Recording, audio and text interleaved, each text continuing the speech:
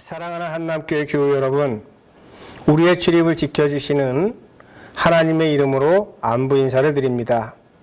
우리 모두 처음 겪는 일이라 쉽지 않은 시간을 보내고 있지만 이 또한 지나갈 것임을 믿습니다. 위로의 하나님께서 우리를 도와주셔서 함께 주님의 전에 모여 예배하는 날이 속히 오기를 바랍니다. 주일 예배를 가정 예배로 드리면서 모든 모임이 없어졌으니 교회는 정말 강산입니다. 당연하게 여겨지던 일상이 무너지면서 별일 없이 산다고 하는 것이 얼마나 소중한 일인지를 새삼 깨닫습니다. 우리는 오늘의 일상이 내일도 당연히 이어질 것으로 생각하며 오늘의 소중함을 잊고 살아갈 때가 너무나 많습니다. 까르페 디엠입니다. 오늘 혹은 이번 주일 드리는 예배가 마지막 예배일 수도 있습니다. 그리고 오늘의 사랑하는 사람에게 사랑한다고 말할 수 있는 마지막 날일 수도 있습니다. 내일을 위해 아끼지 말고 오늘의 일도 내일도 미루지 마십시오. 오늘을 붙잡으십시오. 코로나19의 확산을 보며 저는 인간의 한계성을 절실히 느꼈습니다. 인공지능 시대, 4차 혁명 시대를 살아간다고 하지만 신종 바이러스 문제 하나도 속 시원하게 해결하지 못하는 게 인간입니다. 내일 당장 어떤 일이 일어날지 알지 못하며 살아가는 것입니다. 이런 상황에서 저는 인생의 주인은 내가 아니라 하나님이심을 깊이 묵상했습니다. 그리고 인간은 홀로 사는 존재가 아니라 하나님의 도우심을 받으며 살아가는 존재이며 서로가 서로에게 도움을 주며 더불어 살아가는 존재로 창조되었다고 하는 것을 깊이 느끼게 되었습니다. 우리가 겪는 낯선 상황은 우리를 당황스럽게 합니다. 그러나 이때 하나님은 우리를 홀로 두지 않으시고 우리 곁에 계시며 우리와 동행하고 계시는 것입니다. 그리고 또한 우리는 이 모든 것들은 또한 지나가리라고 하는 것도 알고 있습니다.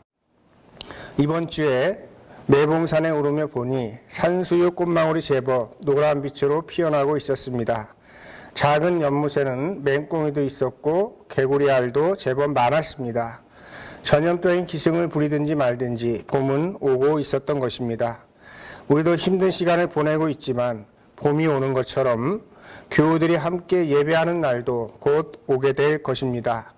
그날이 당겨지길 기도해 주시기 바랍니다. 그리고 우리 한남교회 교우들의 건강을 위해서도 기도해 주십시오. 이번 기회를 통해서 온 교우가 주일 성수가 얼마나 소중한 일인지도 깊이 새길 수 있는 기회가 되도록 기도해 주시기 바랍니다. 이번 시기에는 조용하게 골방에서 삶이 뭐냐, 생명이 뭐냐, 또 종교가 뭐냐 이런 다양한 문제들을 깊이 헤아리기 좋은 시간입니다. 저는 이번 주 성서 일과를 묵상하면서 시편 121편의 말씀을 통해서 큰 위로를 받았습니다. 오경우의 시편 사색은 자비로운 주님이라고 제목을 달았는데 이 노래는 성전에 올라가는 노래입니다. 그러니 성전을 향해 올라가는 이들을 지켜주시는 자비로우신 주님에 대한 노래가 시편 121편이 되겠습니다. 우리는 지금까지 언제든지 마음만 먹으면 성전에 올라가서 예배할 수 있을 것으로 생각했습니다. 그런데 그렇지 못한 상황을 맞이하게 되었습니다. 목회 서신에서 말씀드린 대로 우리가 주일 예배를 가정 예배로 대체한 이유는 이렇습니다. 세상의 소금과 빛이 되어야 할 교회가 전염병의 근원지가 되면 안 된다는 것입니다. 그렇게 되면 교회가 신천지와 동급이 되고 하나님의 이름도 덩달아 훼손될 것입니다. 그래서 한남교회 당회가 참으로 어려운 결정을 내린 것입니다. 이것은 믿음을 훼손하는 일이 아니라 믿음을 지키기 위한 일이었던 것입니다. 그럼에도 불구하고 지난주에 예배당에서 드리는 예배를 강행한 교회들이 있었습니다. 그리고 우려하던 대로 확진 환자가 나왔습니다. 예배당은 강제로 폐쇄되었고 교회에서는 지역사회에 무리를 일으켜서 죄송합니다 라는 사과문을 붙였습니다. 예배당과 교회를 잘 구분해야 합니다. 이번 기회에 나만의 골방을 만들어 기도하시고 하나님의 말씀을 깊이 묵상하십시오.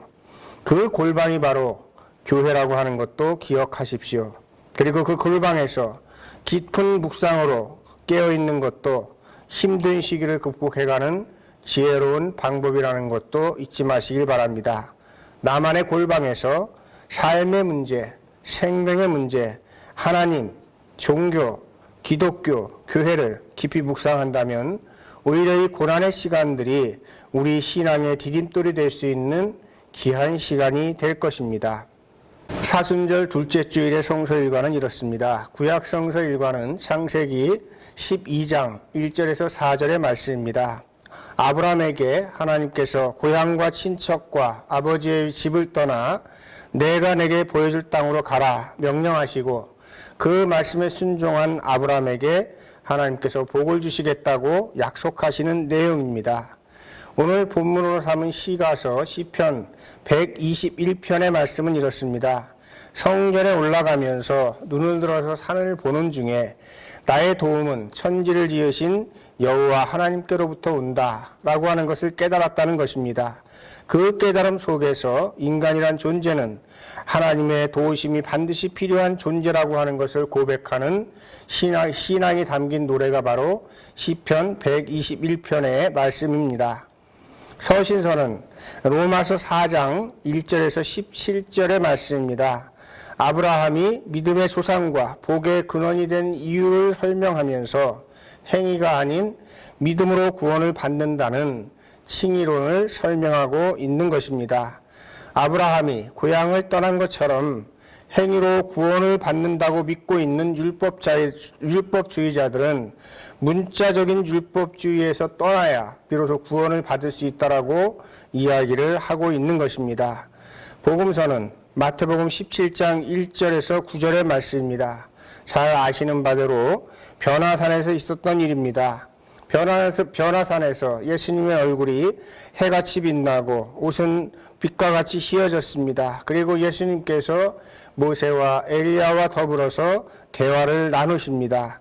그러자 제자들이 이 모습을 보고 여기가 좋사오니 초막셋을 지어서 여기서 살자 이렇게 이야기를 합니다.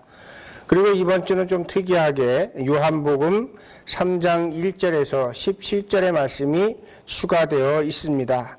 니고데모와의 대화를 통해서 예수님께서는 거듭남이라고 하는 것이 무엇인지에 대해서 깨우쳐주고 계십니다. 그러나 제가 주목한 것은 요한복음 3장 16절과 17절의 말씀입니다. 그 가르침 끝에 주어진 요한복음의 말씀, 그 말씀은 어떠한 말씀입니까? 여러분들도 잘 아시고 계시는 말씀입니다. 하나님이 세상을 이처럼 사랑하사 독생자를 주셨으니 이는 그를 믿는 자마다 멸망하지 않고 영생을 얻게 하려 하심이라. 하나님이 그 아들을 세상에 보내신 것은 세상을 심판하려 하심이 아니요 그로 말미암아 세상이 구원을 받게 하려 하심이라. 참으로 소중한 말씀이죠. 자, 이렇게 성서 일과는 고향처럼 익숙한 곳과 오랫동안 관습처럼 지켜오던 율법, 여기가 조사안으로 상징되는 안주하고자 하는 그 무엇으로부터 떠나야 한다는 것을 말하고 있습니다.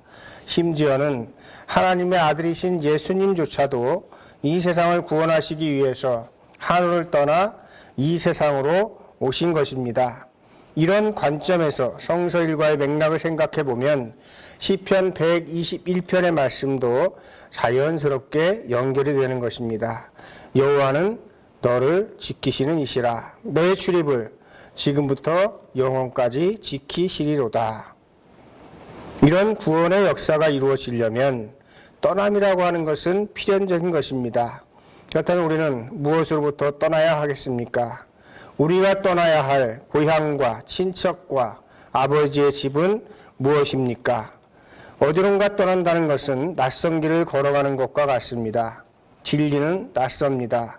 내가 곧 길이요 진리요 생명이니 말씀하셨던 그 예수님의 말씀도 그 당시에는 너무나도 낯설어 보였습니다. 그래서 사람들은 예수님을 십자가로 내몰았습니다. 그러나 그 낯선 길은 진리의 길이었고 생명의 길이었고 구원의 길이었습니다. 최근 코로나19로 인해 가정예배로 드리는 일은 참으로 낯선 일입니다. 주일 성수를 강조하던 한국 교회가 주일 예배를 가정예배로 드린다고 하는 것은 상상할 수도 없었던 낯선 일이었습니다. 그래서 가정예배로 드리는 교회를 향해서 믿음이 없다고 비판하며 주일 예배를 고수한 교회들도 있었습니다. 그러나 결과는 아시는 바대로 별로 좋지 않습니다. 우리 한남교회는 믿음이 없어서 가정예배를 드리는 것이 아닙니다. 하나님이 이 세상을 사랑하셔서 독생자를 주신 것 같은 아픈 마음으로 세상을 사랑하기 때문에 가정예배로 드리고 있는 것입니다. 저도 난생 처음으로 겪는 일이라서 상심이 컸습니다. 시간이 좀 지났으니 말씀드리겠지만 지난 23일 오후에는 제가 거의 실신하듯이 쓰러졌습니다. 그 이후 저는 모든 모임이 있었던 날보다 더 힘든 시간을 보내고 있습니다.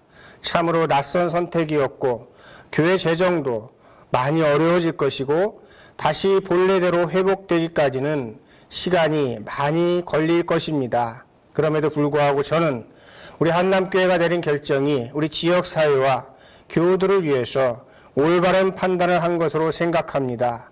이 낯선 시간들 속에서 이렇게 기도하시길 바랍니다.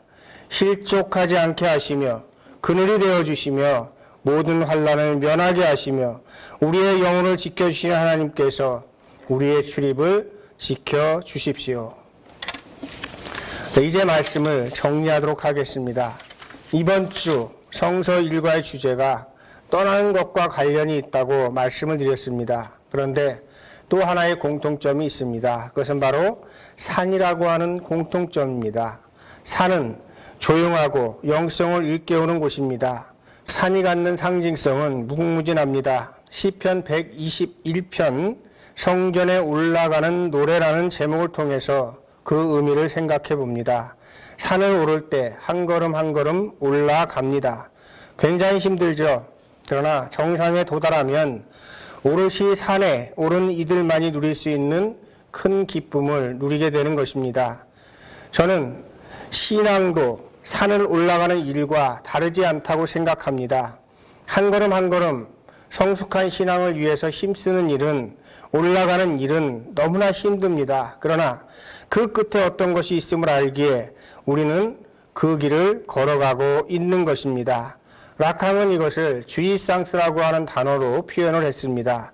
이 주의상스는 단순한 쾌락적인 육체적인 즐거움이 아니라 견딜 수 없을 정도의 고통 속에 스며드는 쾌락을 의미합니다. 그래서 늪을 기어가는 기쁨이라고 이렇게 해석을 하기도 합니다.